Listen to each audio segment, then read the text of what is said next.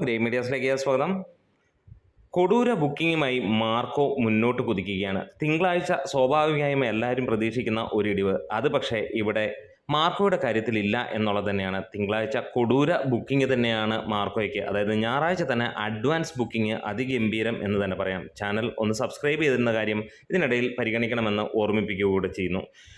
തിങ്കളാഴ്ച അമ്മാതിരി ബുക്കിംഗ് ആണ് സിനിമയ്ക്ക്. സാധാരണഗതിയിൽ എല്ലാവരും ചിന്തിക്കുന്ന ഒരു കാര്യം, ഏത് സിനിമയ്ക്കും ആദ്യം 3 ദിവസം കഴിയുമ്പോഴത്തേക്ക് ഒരു താഴ്ച ഉറപ്പിക്കാം, പിന്നീട് വർക്കിംഗ് ഡേയ്സ് അങ്ങനെ പോകുന്നു, അവധി ദിവസങ്ങളിൽ പിന്നെയും കൂടും എന്നുള്ളത്. പക്ഷേ ഇവിടെ മാർക്കോയെ സംബന്ധിച്ചിടത്തോളം അങ്ങനെ ഒരു ചേഞ്ച് ഒന്നുമില്ല. ആദ്യ ദിനത്തേക്കാൾ കൂടുതൽ കളക്ഷനാണ് 2-ാം ദിവസം കിട്ടിയതെങ്കിൽ 2-ാം ദിവസത്തേക്കാൾ കൂടുതലാണ് 3-ാം ദിവസം കിട്ടിയത്. 3-ാം ദിവസം ഏകദേശം 5.5 കോടിക്കടുത്താണ് കേരള കളക്ഷൻ മാത്രമായി വന്നിരിക്കുന്നത്. അങ്ങനെ നോക്കുമ്പോൾ തിങ്കളാഴ്ച എങ്ങനെയുണ്ട് ബുക്കിംഗ് എന്ന് നോക്കുകയാണെങ്കിൽ, ബുക്ക് മൈ ഷോയിൽ നോക്കുകയാണെങ്കിൽ അമ്മാതിരി ഒരു ബുക്കിംഗ് കാണാൻ കഴിയുന്നു. എറണാകുളത്ത് മാത്രമായിട്ട് ഏറെക്കുറെ 50-ന് മുകളിലുള്ള ഓൾമോസ്റ്റ് ഫുൾ ഷോസ് ആണ് വന്നിരിക്കുന്നത്. മണിക്കൂറുകൾക്ക് മുമ്പ് 30-40 ആയിരുന്നുവെങ്കിൽ ഇപ്പോൾ 50-ന് മുകളിലേക്ക് എത്തിയിരിക്കുന്നു. ഒട്ടുമിക്ക സ്ഥലങ്ങളിലും ഓറഞ്ച് മയം എന്ന് തന്നെ പറയാം.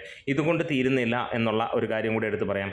ഇവിടെ പ്രീസെയിൽ കളക്ഷൻ വന്നിരിക്കുകയാണ്. അതായത് ട്രാക്കേഴ്സ് മുഖാന്തരം വന്നിരിക്കുന്നു. അങ്ങനെ ആ ഒരു കളക്ഷൻ 1,35,00,000 രൂപ കടന്നിരിക്കുന്നു ഒരു ദിവസം മുമ്പ് തന്നെ. അപ്പോൾ ഒന്ന് ആലോചിച്ച് നോക്കുക, ഏത് റേഞ്ചിലാണ് സിനിമയുടെ കളക്ഷൻ പോയിക്കൊണ്ടിരിക്കുന്നത്. അതായത് 18% മുകളിലുള്ള ഒക്യുപ്പൻസി ഇതിനോടകം തന്നെ വരികയും 1,35,00,000 രൂപ ട്രാക്കേഴ്സ് തന്നെ പറയുകയും ചെയ്യുന്നു. അതിഗംഭീരമായിട്ടുള്ള കുതിപ്പ് തന്നെയാണ് തിങ്കളാഴ്ചയും തുടരുന്നത്.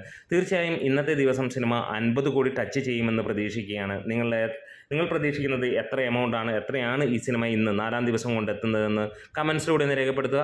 സിനിമ കണ്ടവരാണെങ്കിൽ കമൻസ് ഒന്ന് പറയുക, അല്ലാത്തവരാണെങ്കിൽ അതിനെക്കുറിച്ച് നിങ്ങൾ എപ്പോൾ കാണുന്നു എന്നുള്ള കാര്യങ്ങളും പറയാം. അതിനോടുകൂടി തന്നെ നമ്മുടെ വീഡിയോസ് ഇഷ്ടമായെങ്കിൽ ഒന്ന് സബ്സ്ക്രൈബ് ചെയ്ത് തരണമെന്ന് ഒരിക്കൽ കൂടെ അഭ്യർത്ഥിക്കുകയും ചെയ്യുന്നു.